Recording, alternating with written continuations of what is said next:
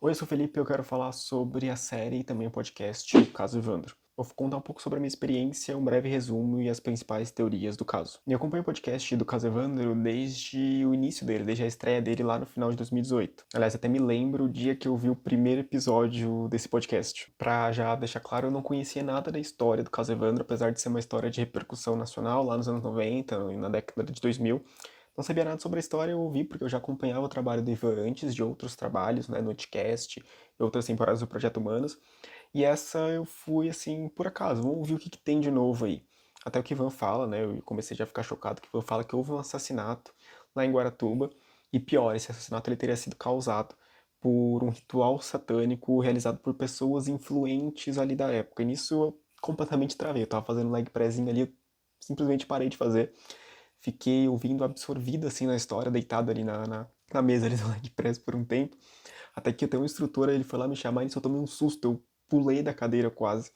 Porque eu tava tão absorvido na história e naquilo que eu tava contando, essa coisa de ritual satânico que, cara, eu fiquei chocado, completamente chocado com essa história. Então, como você já percebeu, e imagino que você tenha assistido a série ou ouvido o podcast, essa história se trata de uma trama macabra, algo da ordem do horror mesmo. Inclusive, eu já ouvi relatos de pessoas que abandonaram tanto a série quanto o podcast nos primeiros episódios ali, porque acharam a trama tão difícil, tão macabra, que eles não quiseram continuar e pararam ali no primeiro episódio. Inclusive comigo foi algo parecido, né? Eu ouvi o primeiro episódio e não quis mais ouvir, não sei se teria estômago pra continuar aquela história. Mas eu resolvi continuar, né? Vou dar uma outra chance, vou tentar absorver a história além desse lado emocional e, bom, assistir. Se você tá vendo esse vídeo aqui é porque eu assisti, ouvi tudo e assisti a série completa. Então eu ouvi os episódios do podcast na medida que eles foram saindo de 2018 a 2020, até coloquei eles numa lista que eu fazia no Medium de melhores podcasts do ano. Essa aqui é de 2018. E o podcast do Caso Evandro ele foi importante não só por contar o caso Evandro, mas por dar uma outra interpretação daquilo que a gente entende sobre podcasts. Então, os podcasts que a gente tinha na época eram quase todos de bate-papo, né? Aquela coisa de mesa do bar. E o Ivan ele vai trazer esse formato de storytelling que já existia aqui no Brasil, mas ele não era popular. Então, o Ivan ele vai trazer esse formato de storytelling e esse formato de investigações criminais. A partir do caso Evandro surgiram milhares de outros podcasts falando sobre investigações criminais, fazendo esse formato de storytelling. O Ivan ele meio que renovou o gênero dos podcasts aqui no Brasil e por isso que ele foi tão importante para a história, eu acho que do podcast nacional. E a Globo notou isso, né? A Globo ele viu o quanto que esse podcast ele era interessante, quanto ele era importante, quanto ele era bem narrado e comprou aí os direitos do Ivan e adaptou esse formato do podcast para a série. Inclusive, a Globo contratou o Ivan para que ele produza mais podcasts, só que agora, né, sob o padrão Globo de qualidade. Então o Ivan vai fazer um podcast que seria uma espécie de sequência a esse caso Evandro e provavelmente deve sair no final do ano e quem sabe também temos uma nova série a respeito desse novo caso. Sobre a história então. A história conta o assassinato do menino Evandro Ramos Caetano, 7 anos, na região litoral do Paraná, na cidade de Guaratuba. Depois de alguns meses de investigação, a Polícia Civil ela não consegue ainda solucionar o caso. O que aconteceu? Quem matou esse garoto? E com isso, o governo do estado do Paraná ele convoca a Polícia Militar para solucionar e dar uma resposta para essa questão. Em pouco tempo que a Polícia Militar ela começa a intervir no caso, ela começa a investigar o caso, ela já surge com 7 culpados. Parece uma fita em que 7 pessoas assumem a culpa pelo assassinato, pela morte do menino Evandro Ramos Caetano e por outros garotos também que desapareceram na região. Sendo essa fita, esses rituais eles teriam sido cometidos por meio de um ritual satânico que visava ganhos políticos para pessoas influentes, né, para o prefeito da família Bage ali da região de Guaratuba. Pouco tempo depois, porém, esses 7 acusados eles revelam que eles foram torturados pela polícia militar para assumir a culpa por esses assassinatos. E aí o caso ele ganha outros contornos muito mais densos do que a gente imaginou a princípio. Quem são os culpados afinal? 7, a acusação, o menino nem mesmo morreu. Tanto o podcast quanto a série eles vão relatar o julgamento desse caso que ocorreu em mais de um momento. Pela primeira vez na década de 90, depois no início da década de 2000 e finalmente lá em 2011, quando a Beatriz Abage vai ser a última a ser julgada. Aliás, esses julgamentos, esses júris, se não me engano, de 92 foi o júri mais longo da história do Brasil inteiro. Informações sobre a história à parte, eu vou falar um pouco sobre a minha opinião sobre o caso. No podcast, até mais ou menos o episódio 24, você poderia ter dúvidas a respeito dos culpados dessa história. A história toda ela era absurda, porque a mulher e a filha do prefeito, elas cometeriam uma atrocidade dessas. Não faz sentido, mas você tinha dúvidas justamente porque a história ela era totalmente absurda. A acusação, para piorar, encarnada na figura do Diógenes, narrava tudo com uma precisão assim de detalhes da inveja.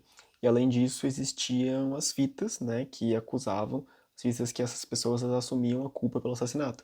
E além disso, essas pessoas, esses 7, eles não tinham álibis muito convincentes. Essa dúvida a respeito da culpa do 7, ela deixa de existir no episódio 25 do podcast, mas logo ali no episódio 2 ou 3 da série. Isso porque, enquanto no podcast o Ivan ele vai narrando a história a partir de blocos, de eixos temáticos, então o eixo temático do DNA, o eixo temático da acusação, da defesa, dos suspeitos, a série ela é narrada de uma forma cronológica. Então você vê que existia uma linha de investigação muito sólida, organizada pela Polícia Civil no início da investigação desse caso. Os policiais do grupo Águia ou do grupo Tigre, eu sempre me confundo. Eles tinham pessoas suspeitas que eram muito mais convincentes do que esses 7 que acabaram sendo acusados depois. A impressão que dá é que o governo do estado do Paraná ele queria acalmar a população. No primeiro episódio isso fica muito evidente, você vê as casas sendo depredadas, os protestos em frente à prefeitura, inclusive organizados por crianças, por mães, por uma série de pessoas. Aquilo lá tinha virado um caldeirão. Houve uma espécie de surto de crianças desaparecidas na região de Guaratuba, na região do Paraná, na verdade, como um todo, naquela época, no início da década de 90. E o governo do estado do Paraná precisava dar uma resposta para aquilo. Só que aí, na pressa em dessas respostas, o caso ele termina com um bode expiatório. Na verdade, não só um bode expiatório, mas como 7 bodes expiatórios. E com isso, a polícia militar entrando no caso, toda a investigação anterior da polícia civil ela é jogada pro ralo, ela é abandonada. O episódio 7 da série, o episódio 25 do podcast, mostram isso com muita clareza. Nesses episódios é revelado que a fita que os 7 acusados, eles assumem a culpa pelo assassinato do Evandro, pelo assassinato do Leandro Bossi, ela foi obtida por meio de tortura. Então os acusados, eles foram criando uma narrativa a partir dos pedidos dos policiais. Então você vê que vão entrando detalhes que não fazem muito sentido. E tudo isso para criar um factoide, para criar uma linha de investigação que seja concisa, que seja aceita pelo Ministério Público. E isso é absurdo, porque os policiais ali da época você vê que eles estavam tentando empurrar todos os casos de crianças desaparecidas na região pro colo desses 7 acusados. Isso fica tão evidente que até o promotor do caso, no episódio 7 da série, ele fica visivelmente abalado por ouvir aquelas fitas, por ouvir aquelas sessões de tortura acontecendo. O Ministério Público ele assumiu a posição de que não houve tortura, que tudo aquilo foi uma estratégia da defesa para que os 7 acusados eles saíssem impunes dessa história. E ao promotor ouvir isso, ele ficar chocado, ele falar que aquilo não era uma sessão de cinema, né, mostra o quanto que ele também estava abalado, de certa forma, e, a meu ver, ele deu certo o braço a torcer. Ele entendeu que aquela investigação, no mínimo, não foi a mais correta possível. Felizmente, essa fita ela foi encontrada pelo Ivan durante a gravação do podcast. Mas, infelizmente, essa fita foi encontrada pelo Ivan durante a gravação do podcast. Isso porque, infelizmente, ela foi encontrada um pouco tarde demais, né? Um dos acusados morreu culpado na cadeia.